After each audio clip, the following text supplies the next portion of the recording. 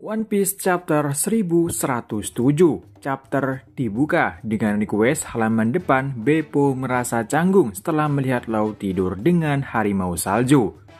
Chapter dibuka. Komentar di awal bab, para raksasa menimbulkan masalah besar.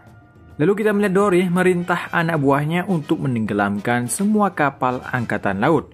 Para marinir berkomentar, para bajak laut prajurit raksasa telah muncul, di mana mereka sebenarnya selama ini. Banyak sekali anggota lama mereka yang juga terlihat apa yang sebenarnya mereka inginkan.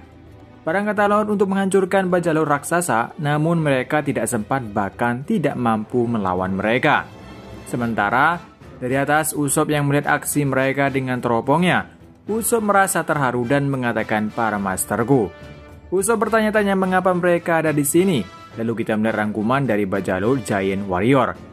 Dahulu dunia ini diteror oleh grup besar yang dipimpin oleh dua kapten Dory dan Brogy. Kru mereka bubar setelah terjadi perselisihan. Luffy dan teman-temannya membantu mereka saat duel berabad-abad berakhir. Tak lama saat menyerang pulau lain, mereka bertemu dan berteman dengan Aimo dan Kanshi, sepasang raksasa yang pergi untuk memeriksa kapten mereka.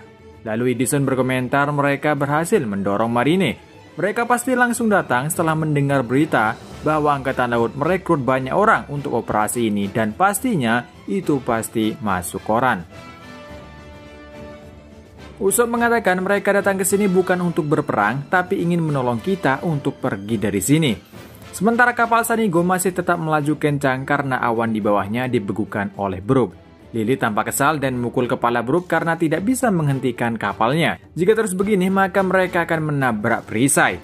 Lily langsung menghubungi seseorang untuk mengatakan sesuatu. Kemudian kita melihat Jinbe yang saat ini dia masih tetap melayang menuju tempat Zoro bertarung. Jinbe berkomentar ini bukan saatnya untuk memancing pertarungan. Dan kita akhirnya melihat Zoro yang masih bertarung dengan Lucy. Zoro tampak ngos-ngosan, dia mengatakan, "Kau kuat juga, tapi aku sedang buru-buru, waktunya kita menyelesaikan ini." Lucy menjawab, "Hanya yang menang bisa bicara seperti itu, Roronoa. Krumu menunggumu, kalau begini kau hanyalah beban bagi mereka. Kru Boromo tidak akan selamat jika mereka tidak rela mengorbankan tangan demi tubuhnya. Menyerahlah sekarang akan lebih membantu mereka, menunggu untuk satu mayat juga itu percuma."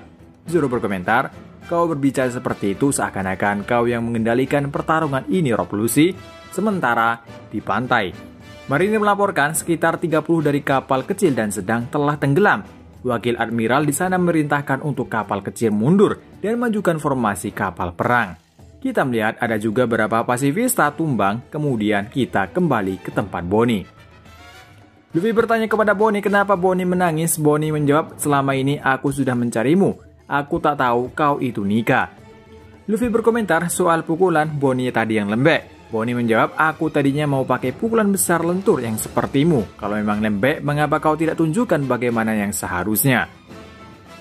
Lalu Bonnie menyuruh Luffy untuk memukul Saturnus demi Vegapunk dan segera pergi dari sini. Saturnus berkomentar, "Kalian tidak berhak untuk hidup." Luffy langsung mengerahkan serangan banyak pukulan yang tangannya membesar dan tepat mengenai Saturnus. Serangan ini disebut Gatling Booming Dawn.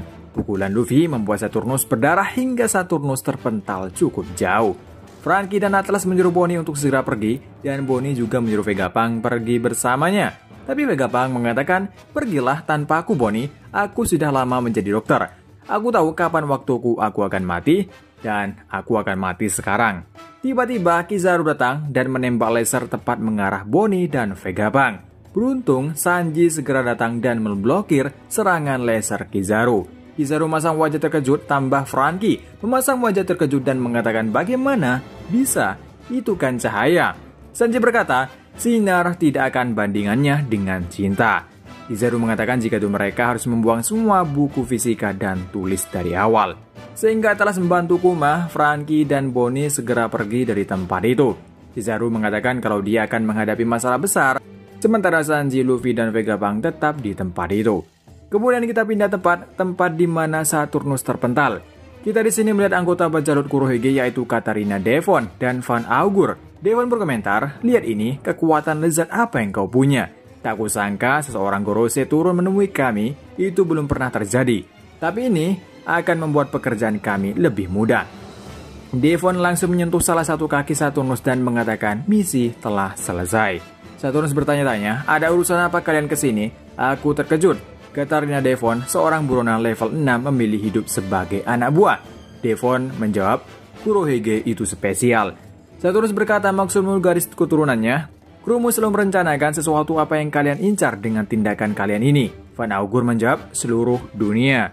Ketika Saturnus menyerang mereka berdua, tiba-tiba mereka menghilang. Dan mereka berpindah tepat jauh dari Saturnus.